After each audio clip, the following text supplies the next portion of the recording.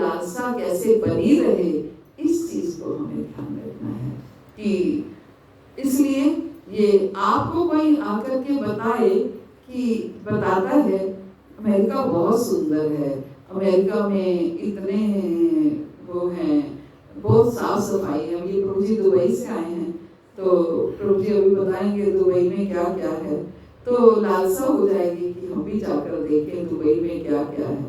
लेकिन जब बताएंगे कि दुबई में तिलक भी नहीं लगा सकते हैं, धोती भी नहीं पहन सकते हैं, तो एक भक्त को तो वैसे ही ऐसे हो जाएगा कि मुझे नहीं जाना है दुबई। बन गया प्रभु जी, मंदिर बन गया माता जी। इस्कॉन का नहीं बना, एक श्रीनाथ जी का मंदिर है और एक शिव का मंदिर है और स्वामी नारायण का मंदिर, बहुत बड़ा मंदिर बना है, बहुत बड़ा मंदिर बना है। तो ऐसे ही लालसा हमारे जब से हमारे मोदी आए हैं तब से तिलक भी लगा रहे हैं, धोती पहन रहे हैं। अभी थोड़ी मोदी की कृपा है तो वैसे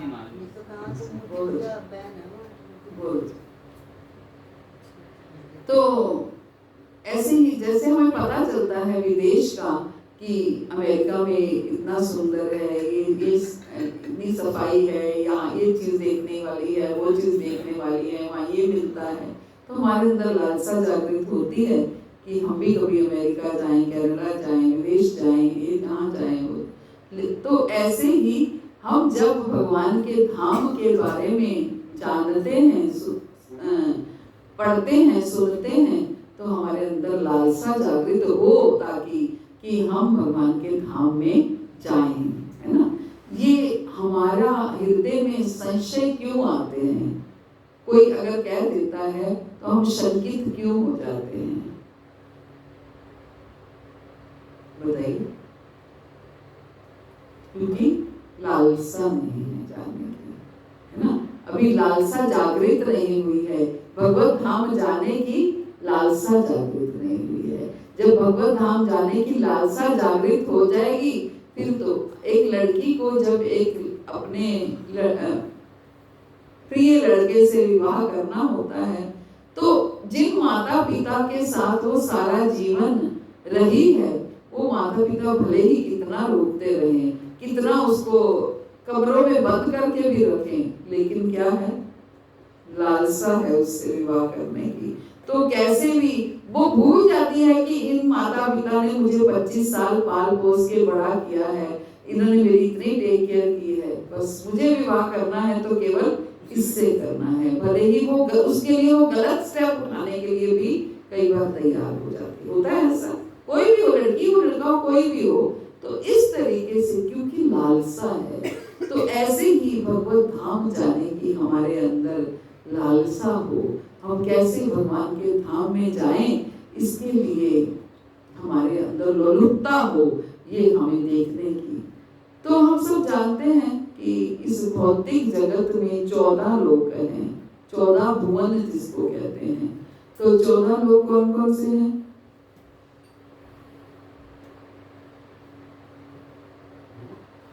गोलोक,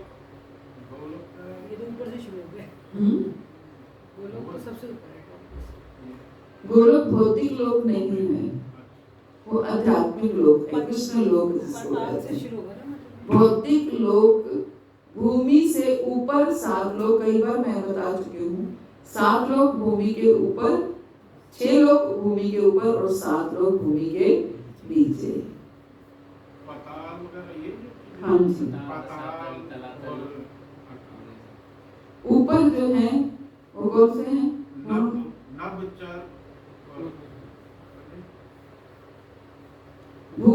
भूवर, सबसे पहले भूवर। भूवर कौन सा लोक होता है?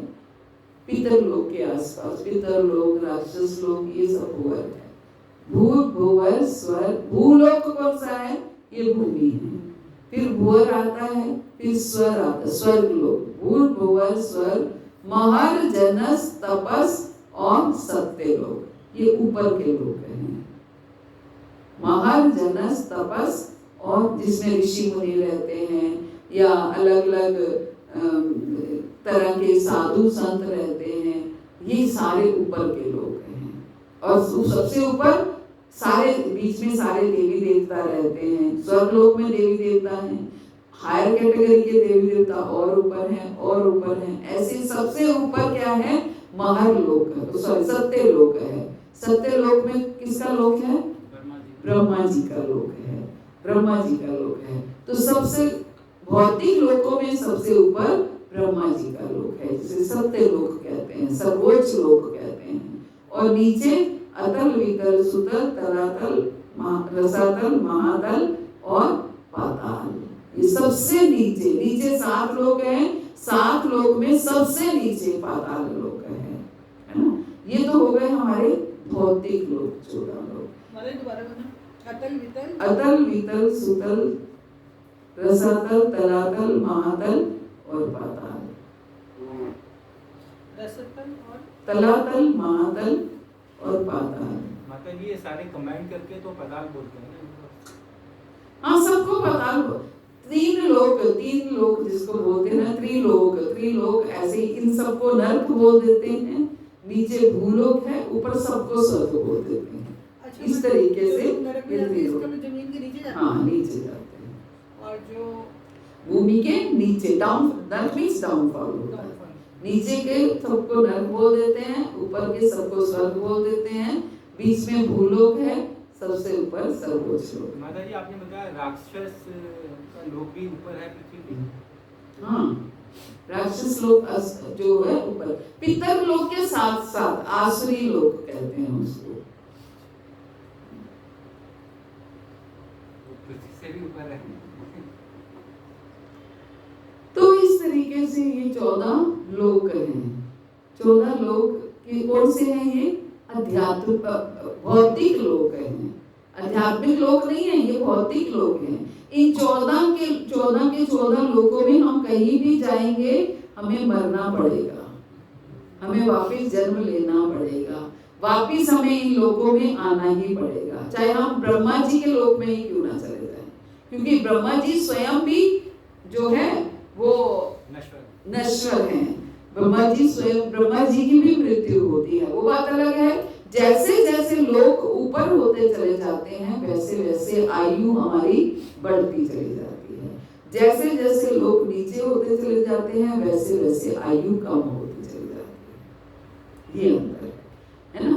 तो ये 14 लोग भौतिक हैं। और इसके ऊपर जो है, जो जैसे वैकुंठ लोक है, सत्यलोक से ऊपर है ना, उससे पहले ब्रह्म ज्योति है। सत्यलोक से ऊपर, सत्यलोक से ऊपर पहले ब्रह्म ज्योति है ना। ब्रह्म ज्योति का है क्या है? भगवान के शरीर की आभा, भगवान के शरीर से निकलने वाली आभा, जो रोशनी है, जो ताप है, जो भगवान के शरीर से निकलता है। जो लोग निराकार स्वरूप में जाना चाहते, निराकार की पूजा करते हैं, वो ब्रह्म ज्योति तक ही रह जाते हैं, इससे ऊपर नहीं जा सकते, क्योंकि उन्होंने कभी चाहा ही नहीं। हमारी मृत्यु जो होती है वो हमें कहाँ तक पहुँच जाना है, वो निश्चित करती है कि हमारी इच्छा कहाँ जाने की है ना। हमारी इच्छा और कर्म के अनुसार हमें अगला जन्म मिलता है। जिस जैसी हमारी इच्छा होती है, जैसे हमारे कर्म होते हैं, उसके अनुसार ही हमें अगला शरीर मिलता है। दोनों के कॉम्बिनेशन से। मान लो हमारी इच्छा तो है कि हम बहुत बड़े राजा बने, और कर्म है नहीं, कर्म हमने सारे बुरे किए हैं, और इच्छा हमारी राजा बनने की है, तो कैसे बनेंगे, है ना। तो भगवान हमें क्या कर सकते हैं? राक्षसों का राजा बना सकते हैं, पशुओं का राजा बना सकते हैं, कि राजा ही तो बनना है ना। तो इच्छा और कर्म के कॉम्बिनेशन के अनुसार हमें अगला जीवन मिलता है। और अगर हमारी इच्छा जो है वो उच्च लोकों में जाने की है, या इच्छा जो है वो भगवत प्राप्ति की है, तो उसके अनुसार हमें ये प्राप्त होता है। और अगर हमारी इच्छा क्या है, हम भगवान को रोशनी के रूप में देख रहे हैं, लाइट ध्यान कर रहे हैं, तो भगवान एक लाइट है, एक जो है एक पुंज है जो हमें दिखाई दे रहा है। तो हमारी इच्छा क्या है? भगवान यही है, तो हमारी इच्छा क्या है? हम इन्हीं में मिल जाएं, हम भगवान में मिल जाएं, जिसे सायुज्य मुक्ति कहा जा सकता है ना। तो इस तरीके से जो लोग निराकार स्वरूप की पूजा करते हैं वो ब्रह्म ज्योति में जाते हैं, लेकिन जो भगवान के साकार रूप की पूजा करते हैं, भगवान को साकार मानते हैं, साकार समझते हैं, वो इसके ऊपर वैकुंठ लोकों में जाते हैं। अब हमारा टॉपिक है कि वैकुंठ लोक कैसा है। वैकुंठ, पहली बात तो हमें ये समझना है कि वैकुंठ लोक एक नहीं है, कई है ना, कई वैकुंठ हैं। कई वैकुंठ कैसे हैं? क्योंकि भगवान के अनंत अवतार हैं, अनंत अवतार हैं। गुरु महाराज हमेशा समझाते हैं, कोई कहेगा कितने अवतार हैं? 10 अवतार हैं, कोई कहेगा 24 अवतार हैं। भगवान के अनंत अवतार हैं। अवतारा ही असंख्या नाम, असंख्य अवतार हैं, अवतारा ही असंख्या नाम। विष्णु के ही कई अवतार हैं, कि कई अवतार, विष्णु के ही अवतारों की बात हो रही है, कई अवतार हैं। तो भगवान के असंख्य अवतार हैं। और भगवान जब क्षीर सागर में होते हैं कारणोदर्शाई विष्णु के रूप में, तो जब वो श्वास लेते हैं, श्वास लेते हैं, तो सारी सृष्टि को अपने अंदर ले लेते हैं। उसको हम क्या कह देते हैं? प्रलय का समय कह देते हैं। जब वो श्वास छोड़ते हैं तो सृष्टि फिर से उत्पन्न होती है। तो जब वो श्वास छोड़ते हैं तो उनकी रोम कूपों में से ब्रह्मांड निकलते हैं। जितने श्वास छोड़ते हैं उतने ब्रह्मांड उत्पन्न होते हैं, और जितने ब्रह्मांड होते हैं उतने ही विष्णु होते हैं। ब्रह्मांड का मतलब है हर एक ब्रह्मांड है। अब उस ब्रह्मांड का कोई लीडर भी तो होना चाहिए ना। तो उस ब्रह्मांड का लीडर भगवान गर्भोदक्षाई विष्णु को निश्चित करते हैं। 3 विष्णु हमने कई बार पढ़े सुने हैं, कारणोदक्षाई विष्णु और गर्भोदक्षाई विष्णु और क्षीरोदक्षाई विष्णु। कारणोदक्षाई विष्णु कौन से हैं? जो क्षीर सागर पे, जो अनंत शेष के नीचे विराजमान है ना। तो वो कारणोदक्षाई विष्णु है। कारणोदक्षाई विष्णु एक ही है। कारणोदक्षाई विष्णु अपना विस्तार करते हैं तो गर्भोदक्षाई विष्णु के रूप में करते हैं। जितने ब्रह्मांड अपने रोम कूपों से भगवान उत्पन्न करते हैं, उतने ब्रह्मांडों के लिए एक लीडर चाहिए। तो भगवान उतने गर्भोदक्षाई विष्णु उत्पन्न करते हैं लीडर बनाने के लिए। फिर गर्भोदक्षाई विष्णु उस ब्रह्मांड का पालन करते हैं। ये सबको पता है। ब्रह्मा जी उत्पत्ति करते हैं, विष्णु पालन करते हैं और शिव संहार करते हैं। तो जितने ब्रह्मांड होते हैं उतने ही ब्रह्मा विष्णु महेश होते हैं। जितने ब्रह्मांड उतने ब्रह्मा विष्णु महेश। क्योंकि जितने ब्रह्मांड हैं उनमें उत्पत्ति करने के लिए ब्रह्मा भी चाहिए, जितने ब्रह्मांड हैं उनमें पालन करने के लिए विष्णु भी चाहिए, जितने ब्रह्मांड हैं उतने संहार करने के लिए शिव भी चाहिए। इसलिए जितने ब्रह्मांड हैं उतने ब्रह्मा विष्णु महेश। तो माता जी उतनी जो है लक्ष्मियां भी होंगी और उतनी यस, उतनी लक्ष्मियां, असंख्य लक्ष्मियां भी। अब प्रश्न ये उठता है, हम तो केवल इसी ब्रह्मांड के बारे में जानते हैं, हम तो औरों के बारे में जानते नहीं हैं, और हमने तो ये सुना है और कहीं जीवन ही नहीं है, तो फिर कैसे? यही सुनते हैं ना, और तो कहीं जीवन ही नहीं है, जीवन ही केवल भूलोक पे है, तो फिर कैसे? बताइए। ये तो सिर्फ इस ब्रह्मांड का है ना माता जी, ये तो सिर्फ इस ब्रह्मांड में है, बाकी और ब्रह्मांड तक तो हमारी पहुंच ही नहीं है। उसके बारे में तो हम जानते ही नहीं है, तो वहाँ पे भी इसी तरह से जीवन होगा। आध्यात्मिक शरीर हमारा वैसे ऊपर जाता है गोलोक में, तो वहाँ ब्रह्मांड नहीं, गोलोक ब्रह्मांड नहीं है, गोलोक तो अलग लोक है, वो तो आध्यात्मिक लोक है। जीवन नहीं है का अर्थ ये है कि मनुष्य नहीं है वहां पर, बाकी जीवन तो है, सूक्ष्म शरीर जैसे बाकी जीवन तो है, कीड़े मकोड़े चींटी मच्छर मक्खी ये सब तो है कि नहीं है? ये तो सब जगह है, सब जगह है। बहुत से प्रश्न करते हैं कि जब इतनी जीव मरते हैं तो फिर आत्माओं की संख्या उतनी रहती है या कम क्यों नहीं होती है? प्रश्न होता है ना, ये महाराज की भी किसी बुक में ये प्रश्न है कि जब जीव मरते हैं तो फिर आत्माओं घटती बढ़ती क्यों नहीं है? आत्माएं कम क्यों नहीं होती हैं? या इतनी संख्या बढ़ती है तो आत्माएं क्या बढ़ जाती हैं? आत्माओं की संख्या उतनी ही है। वो बात अलग है कि आत्माओं ने शरीर अलग अलग धारण किए हैं। पेड़ कम हो गए। आज अगर आत्मा ने मनुष्य शरीर छोड़ा है तो कोई और शरीर धारण किया होगा, किसी न किसी शरीर में है। तो कहते हैं ना कि इनको आत्मा को शरीर नहीं मिलता, जैसे उन्होंने पुण्य काम नहीं करे तो उनकी आत्मा भटकती है, तो इसलिए वो तो पितरलोक की बात हो गई ना। शरीर नहीं मिलता। हाँ, वो तो वेटिंग पीरियड है, आफ्टर ऑल तो शरीर मिलता ही है। पाताल लोक में जो हैं उनको भी क्या गोलोक धाम मिलता है? गोलोक धाम केवल भूलोक वासियों को मिलता है, इसीलिए कहा जाता है भक्ति करने को। ऊपर भी नहीं मिलता।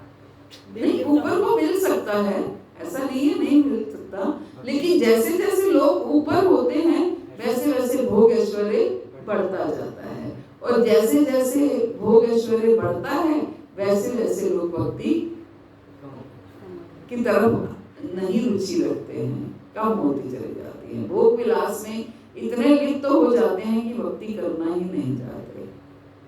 अभी भी कहते हैं कि आपको प्रचार करना है तो मिडिल क्लास फैमिलीज में फिर भी प्रचार होता है, हाई क्लास फैमिलीज में प्रचार नहीं हो पाता। क्यों? शर्म आती है प्रचार नहीं, शर्म प्रचार करने में शर्म नहीं। हाई क्लास फैमिलीज में प्रचार नहीं हो पाता है। वो लिप्त रहते हैं, आसक्ति Yes, उनको जरूरत नहीं लगती। जबकि उनको सभी सुख सुविधाएं होती है तो आसान है। आसान है, लेकिन उनको लगता है कि हमें क्या जरूरत है। वो अपने भोग विलास में, उन्होंने क्लबों में जाना है, यहाँ नाइट्स बितानी है, वहाँ दिन बिताने हैं। उनको भक्ति की, भगवान क्या कहते हैं, आर्तो जिज्ञासु अर्थार्थी ज्ञानी च बद्धश्च। ये चार तरह के लोग मेरे पास आते हैं, या तो कोई दुखी होके मेरे पास आता है, या कोई धन की इच्छा से मेरे पास आता है, या कोई किसी को जिज्ञासा है, मेरे बारे में जानना चाहता है, वो मेरे पास आता है, या किसी को ज्ञान हो गया है तो वो मेरे पास आता है ना। उनमें से अगर उच्च लोग को, मतलब हायर कैटेगरी में से केवल वही आता है जिसको ज्ञान हो गया है, अदरवाइज वो नहीं है। वैसे तो माता जी इस्कॉन में काफी इन्फ्लुएंस लोग हैं, रिच लोग हैं, और प्रचार करे ना करे लेकिन वो भक्ति तो कर रहे हैं। नहीं, प्रचार वो करते हैं, जो भक्त बना है वो प्रचार करता है।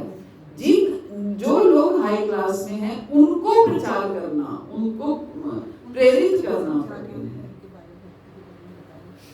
है ना। तो चलो ठीक है, ये तो साइड डिशेस हैं। तो मुख्य टॉपिक हमारा वैकुंठ लोक है कि वैकुंठ में क्या क्या होता है। हम 15 मिनट तक बस करेंगे। तो वैकुंठ में क्या होता है, वैकुंठ कैसा होता है, इस चीज की इसकी हमें ज्ञान हो तो वैकुंठ जाने की इच्छा हो। तो सबसे पहले जैसे नाम है वैकुंठ, वैकुंठ का अर्थ क्या है? जहाँ कोई कुंठा नहीं है, जहाँ कोई कुंठा नहीं है। कुंठा का अर्थ क्या है? चिंता, फिक्र, कोई अड़चने, कोई भी कष्ट, कुछ भी नहीं है, किसी तरह का कोई कष्ट नहीं है, कोई कुंठा नहीं है, कोई ईर्ष्या द्वेष, ये भी अड़चने हैं, हमारे हमारे जो हमारे विकार हैं, काम क्रोध लोभ मोह मद मत्सर, ये हमारे विकार जो हैं, ये भी तो अड़चने हैं ना, ये हमें भक्ति करने नहीं देते। तो वैकुंठ क्या है? वैकुंठ वो है जहाँ कोई अड़चन नहीं है, जहाँ वहां जाकर कोई हमें भक्ति करने के लिए रोक नहीं सकता, कोई माया जाल नहीं है, कोई माया का कोई पेतरा नहीं है। माया केवल भौतिक है, भौतिक जगत में ही है, आध्यात्मिक जगत में माया नहीं है ना। इसलिए इसको वैकुंठ कहा गया है। तो गुरु महाराज की पुस्तक है ये, स्वर्ग नरक और गोलोक। इसमें बहुत सुंदर तरीके से महाराज ने वैकुंठ के बारे में बताया है कि वैकुंठ कैसा होता है।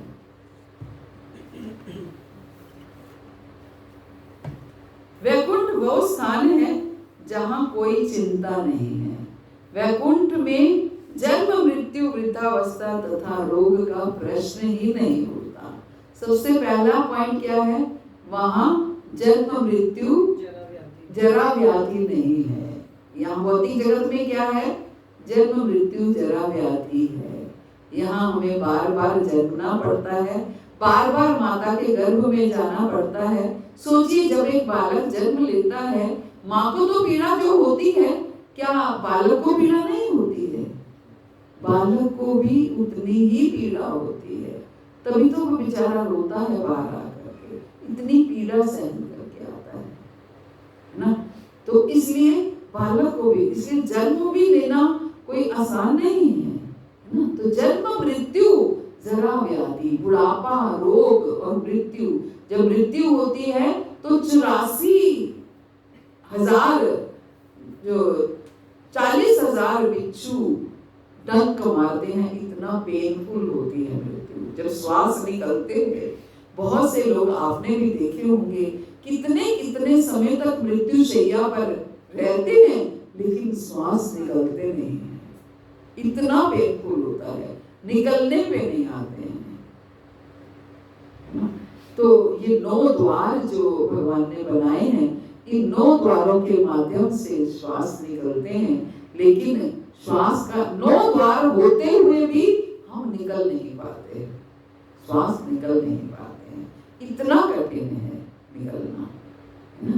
तो इसलिए जन्म मृत्यु जरा व्याधि, मृत्यु भी नहीं है, जन्म भी नहीं है, बुढ़ापा भी नहीं है, वहां सब स्वीट 16 रहते हैं।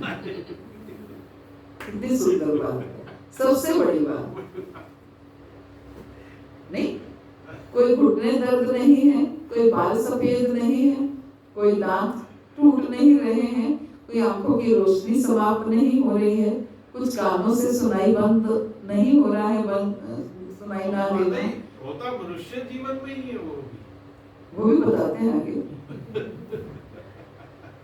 बता सकते हैं, जानवर बता है ना। तो ये वैकुंठ लोक है, कौन नहीं रहना चाहता। कल परसों में राधिका यहाँ इतना घूम रही थी, दौड़ रही थी, मुझे लग रहा था कितना फुर्ती है शरीर में, काश मेरा भी शरीर इतना ऐसे ही होता, मैं भी भाग पाती, मैं भी दौड़ पाती। लेकिन बुढ़ापा है तो नहीं दौड़ा जाता, चला ही नहीं जाता, दौड़ना तो बहुत दूर की बात है। अब ऐसा शरीर हो गया है कि ज्यादा चला भी नहीं जाता है, ज्यादा बैठा भी नहीं जाता है, ज्यादा चला भी नहीं जाता है, ज्यादा बैठा भी नहीं जाता, ज्यादा खड़े नहीं हुआ है। क्यों? बुढ़ापा है। और अभी और आगे आगे आगे आगे और डिटोरिएट होता चला जाएगा। तो क्या ये दुख नहीं है? लेकिन वैकुंठ में ये दुख नहीं है। वहां एक ही उम्र के सब रहते हैं, एक ही, सबकी उम्र एक जैसी है, किसी को किसी के साथ। यहाँ ईर्ष्या क्यों होती है? कंपटीशन, किसी के पास क्या है, कोई ज्यादा सुंदर है, कोई कम है, तो कंपटीशन। किसी के बच्चे ज्यादा अच्छे हैं, मेरे कम हैं, तो ईर्ष्या। किसी का घर बहुत सुंदर है, मेरा नहीं है, तो ईर्ष्या। हर चीज की ईर्ष्या। वहां कुछ ऐसा है ही नहीं, वहां सब एक समान है, सब एक समान सुंदर हैं, सब एक समान जो है धनी हैं, सब एक समान दिखते हैं, सब में किसी में कोई प्रतिस्पर्धा नहीं है। ये वैकुंठ लोक है। और क्या है? जन्म मृत्यु जरा व्याधि नहीं है, इसलिए वहां पर कोई चिंता क्यों नहीं है? क्योंकि वहां पर जन्म मृत्यु यहाँ चिंता किस चीज की है? यहाँ किस चीज की चिंता है? यहाँ हर चीज की चिंता है कि धन है तो चिंता इसको संभाल के कहाँ रखेंगे, इसको सही तरीके से इन्वेस्ट किया या नहीं किया, इस चीज की चिंता। धन नहीं है तो जरूरत पड़ने पे क्या करेंगे, वहां ऐसा कोई नहीं है। ना तो धन की आवश्यकता है, जैसे प्रभु जी कह रहे हैं ना, लक्ष्मी लाए ही क्यों भगवान यहाँ पर, वहां पर धन की आवश्यकता ही नहीं है। वहां तो भगवान के साथ लक्ष्मी जी विराजमान है, तो वहां धन की आवश्यकता नहीं है। सब कुछ हमें धन किसके लिए चाहिए? हमें वस्त्र पहनने हैं तो धन चाहिए, हमें भोजन करना है तो धन चाहिए, हमें अपना स्टैंडर्ड मेंटेन करना है तो धन चाहिए, हर चीज के लिए धन चाहिए। वहां सबका बराबर का स्टैंडर्ड है। वहां कल्प वृक्ष है जहां पर आप जो कल्पना करें, जो इच्छा करें वो उगाता है। आपको पिज्जा खाना है, बर्गर खाना है, शाही पनीर खाना है, जो खाना है आप कल्प वृक्ष के नीचे खड़े होइए, इच्छा कीजिए, आपके सामने परोस दिया जाएगा। तो आपको धन किसके लिए चाहिए? तो धन नहीं है इसलिए कोई कंपटीशन नहीं है ना? तो कोई चिंता भी नहीं है कि हमें धन एकत्रित करना है या धन हमारा कोई खो के ले जाएगा, कुछ नहीं है। माता जी वैकुंठ जाने के बाद इच्छा रहती है उसका इच्छा ही करना होगा? नहीं, इच्छा भी नहीं रहती, कोई भी इच्छा नहीं, लेकिन खान पान तो है ना, खान पान तो है ना। हमारे पितृपक्ष वाले तो जाते होंगे ना वैकुंठ, क्यों? और ऊपर पितृपक्ष वाले क्यों जाते होंगे? पितृलोक वाले पहले भूल हो गए, उनको तो पता नहीं शरीर भी मिलेगा या नहीं मिलेगा। तो जनजीवन कैसा है वहाँ? कहाँ पर? वैकुंठ में मतलब करते क्या हैं लोग? कुछ नहीं करते, भगवान के साथ रहते हैं, आनंद देते हैं, उनको आनंद देते हैं, वो भी आनंद में रहते हैं। कोई कमाते नहीं, उनको कोई कमाने की चिंता नहीं। हमें तो कमाने की चिंता है, अगर कमाएंगे नहीं तो खाएंगे क्या, जीवन कैसे चलेगा, उनको कोई चिंता नहीं है। उनको ये है सुबह उठना है, स्नान करना है, कृष्ण की सेवा करनी है, कृष्ण के आगे नाचना है, गाना है, खिलाना है, पिलाना है, जो करना है वो कृष्ण के। वॉशरूम में नहीं है, वॉशरूम भी नहीं है, खाना पचता होगा तो फिर वॉशरूम अपने आप पच जाता है। भगवान कहते हैं ना भगवद गीता में, मैं ही पचाने वाली अग्नि हूँ, भगवान अपने आप पचा देते। आप खाने का स्वाद ले सकते हो लेकिन पचाने की कोई काम नहीं है। जिस चीज से आप यहाँ परेशान होते हो, आप बाहर निकलो, देखो वॉशरूम के कितना परेशान होते हो, है ना? जिस वस्तु के लिए आप यहाँ परेशान होते हो वहां वो कुछ भी नहीं है। कोई लाइट नहीं जाती, कुछ नहीं, लाइट की जरूरत ही नहीं है, भगवान के आभा से ही वो लोग चमक कर रहे हैं।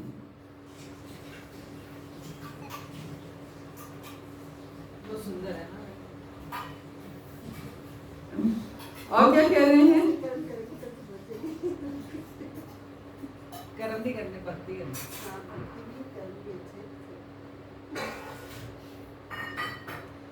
भौतिक जगत में हर व्यक्ति चिंताओं से घिरा रहता है। यहाँ तक कि बड़े बड़े व्यवसायी जिनके पास पर्याप्त धन संपत्ति है, आप पाएंगे वो भी चिंता में रहते हैं। बिजनेस चलेगा नहीं चलेगा, कहीं ठप ना हो जाए, ऐसे वो चिंता। लेकिन वैकुंठ में कोई चिंता नहीं है। और साथ में वैकुंठ लोकों में संगमरमर के घर बने होते हैं, वहां के फर्श स्पर्श मणि के बने हुए हैं।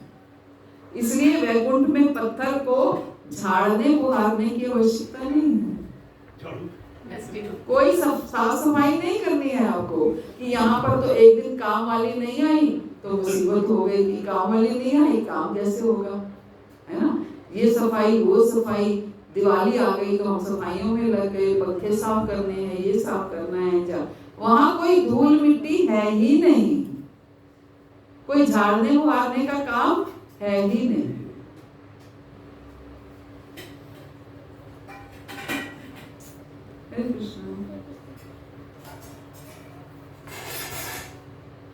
राधिका से भक्ति सीखो, पहले प्रभु जी को प्रणाम किया है। कोई झाड़ने बुहार। क्या कह रहे हैं कि वहां पर क्योंकि उन पर रंच मात्र भी धूल नहीं होती, वो ऐसा करके भगवान की कृपा पाने के लिए उत्सुक रहते हैं। सामान्यतः लक्ष्मी जी एक स्थान पर स्थायी रूप से नहीं रहती हैं, वो चंचला है। लक्ष्मी जी का नाम दूसरा क्या है? चंचला है। वो एक स्थान पर नहीं रहती हैं, जिसका अर्थ है वो स्थिर नहीं होती हैं। जहाँ भगवान निवास करते हैं वहाँ लक्ष्मी जी स्थायी रूप से रहती हैं। लक्ष्मी कभी स्थायी रूप से नहीं रहती हैं, लेकिन जहाँ भगवान निवास करते हैं वहाँ लक्ष्मी जी स्थायी रूप से रहती हैं। तो वैकुंठ में भगवान निवास करते हैं, इसलिए वैकुंठ में लक्ष्मी जी स्थायी रूप से रहती हैं। इसलिए आपको कोई धन दाने की कोई कमी नहीं है, किसी वस्तु की कमी नहीं है। इसलिए लक्ष्मी जी की पूजा सदैव भगवान नारायण के साथ करनी चाहिए। हम क्या करते हैं दिवाली पे? लक्ष्मी पूजा तो करते हैं, लेकिन नारायण को भूल जाते हैं। गणपति जी आप आइए कि ताकि रिद्धि सिद्धि सब कुछ लेके आइए, लेकिन नारायण को भूल जाते हैं। नारायण का मतलब है भक्ति।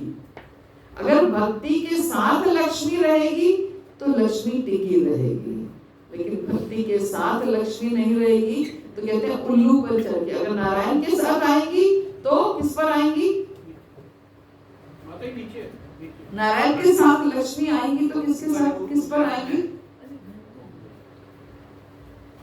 नारायण का वाहन क्या है? गरुड़ जी पे आएंगी। और अगर नारायण के साथ नहीं आएंगी तो किसके साथ पर आएंगी? उल्लू के ऊपर आएंगी। उल्लू की सवारी है लक्ष्मी की। तो फिर सोचिए हमें कैसा उल्लू बनाएंगी, हमें पता ही नहीं चलेगा। सच में इसमें ये कोई मजाक की बात नहीं है, ये सच में है कि फिर लक्ष्मी हमें ऐसा उल्लू बनाती हैं कि हमें पता ही नहीं चलता। और क्या कहते हैं, बहुत कुछ है, लेकिन हमने अपनी टाइम लिमिट रखी हुई है। वैकुंठ लोकों में भूमि, वैकुंठ लोकों में भूमि, वृक्ष, फल फूल, गौएं, पशु तथा मनुष्य, प्रत्येक वस्तु पूरी तरह से आध्यात्मिक, साकार और प्राणवान होती है। वैकुंठ लोक में कुछ भी निष्प्राण नहीं है। कोई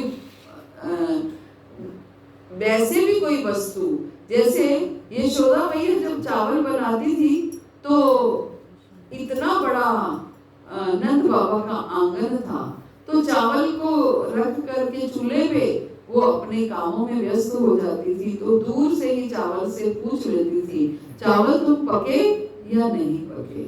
क्योंकि आध्यात्मिक लोकों में सब चीज में प्राण है, सब चीज बात करती है, कोई भी चीज निष्प्राण नहीं है, हर चीज साकार है, निराकार कोई चीज नहीं है, हर चीज साकार है। उस समय क्यों, जिस समय दामोदर लीला हो रही थी उस समय दूध क्यों उबलता जा रहा था? उस समय तो नहीं उसने किया ना, कार्तिक मास में, कार्तिक में उस समय क्या नहीं किया?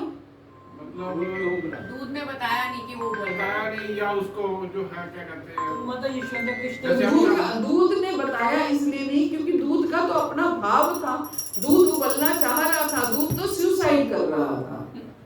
सच में दूध सुसाइड कर रहा था, क्योंकि कृष्ण जो है अपनी माँ का स्तनपान कर रहे थे, तो दूध को ये लग रहा था कि अगर कान्हा माँ का दूध पीकर ही अपना पेट भर लेगा तो मुझे कौन पिएगा, और अगर मुझे नहीं पिएगा, अगर मैं कृष्ण की सेवा नहीं कर सकता तो मेरे जीने का लाभ ही क्या है, इससे तो मैं चूल्हे में गिर करके आत्महत्या कर लूं। तो इसलिए वो क्यों बताता दूध? जिस जो आत्महत्या करता है वो शोर मचा के थोड़ी करता है ना, इसलिए दूध ने नहीं बताया। तो और क्या कहते हैं, वहां के वृक्ष कल्प वृक्ष हैं, अर्थात वे प्रत्येक इच्छा पूरी कर सकते हैं, वे स्वयं कोई भी फल फूल उत्पन्न कर सकते हैं। जैसे एक ही वृक्ष से आम, केले, सेब, कोई भी फल और कमल, गुलाब, चमेली, कोई भी पुष्प उनसे प्राप्त किया जा सकता है। ये नहीं कि आम का पेड़ अलग लगाना पड़ेगा, केले का अलग लगाना पड़ेगा, सेब का अलग लगाना, एक ही वृक्ष से आप जो चाहें वो पा सकते हैं, है ना। और एक ही वृक्ष से आप कोई भी फूल पा सकते हैं। परंतु इस भौतिक लोक में वृक्ष भौतिक शक्ति के आदेशानुसार फल फूल उत्पन्न करते हैं।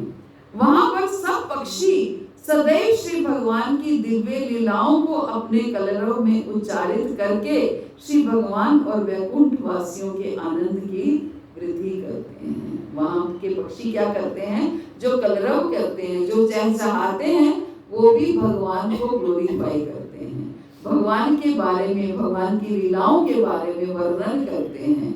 तो उनका जो चहचहाना है वो भी भगवान की कथा ही होती है, भगवान को और भक्तों को आनंद देने के लिए होती है।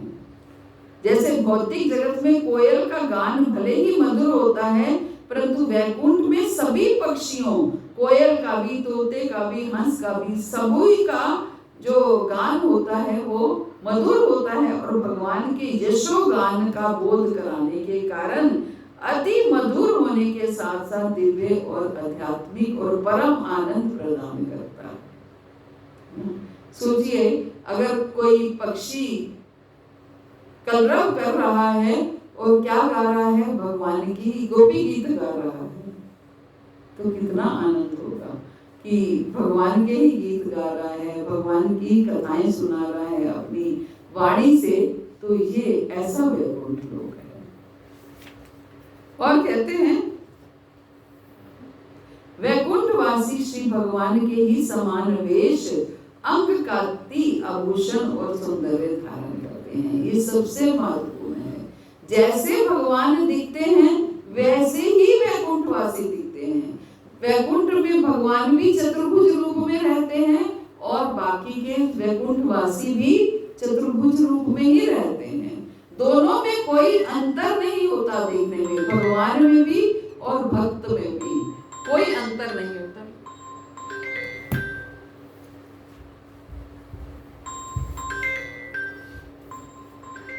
भगवान में भी और भक्त में भी कोई अंतर नहीं होता। लेकिन फिर भी भक्त जो होते हैं वो भक्त ही बन के रहते हैं, दास ही बन के रहते हैं, भगवान के भाव नहीं लाते। हम क्या करते हैं? हम भगवान जैसे दिखते नहीं हैं, लेकिन भाव हमारे कि हम ही राजा हैं, हम ही भगवान हैं, हम ही भोक्ता हैं। लेकिन वैकुंठ में क्या है? भगवान के जैसे दिखते हैं। अगर कोई नया व्यक्ति पहुंच जाता है तो ये समझ नहीं पाता कौन भगवान है और कौन नहीं है। लेकिन भगवान जैसे दिखते हैं, फिर भी भाव भगवान जैसे नहीं है, दास जैसे भाव में रहता है, दास्य भाव में रहता है। तो बहुत कुछ है। तो ये तो जितना हम पढ़ते जाएंगे उतनी हम लालसा बढ़ाते जा सकते हैं, लेकिन आपने पहले बहुत समय ले लिया, तो कोई बात नहीं। भगवान से प्रार्थना कर सकते हैं और एक माला के माध्यम से हम भगवान से प्रार्थना कर सकते हैं कि प्रभु, जानते तो नहीं है, ना ही लायकात है वैकुंठ में जाने की, लेकिन आपकी कृपा होगी तो अवश्य हो पाएगा। आप ही कृपा करेंगे तो वैकुंठ जाना कोई कठिन कार्य नहीं। जय श्री कृष्ण चैतन्य प्रभु नित्यानंद, श्री अद्वैत गदाधर श्रीवासादि गौर भक्त वृंद।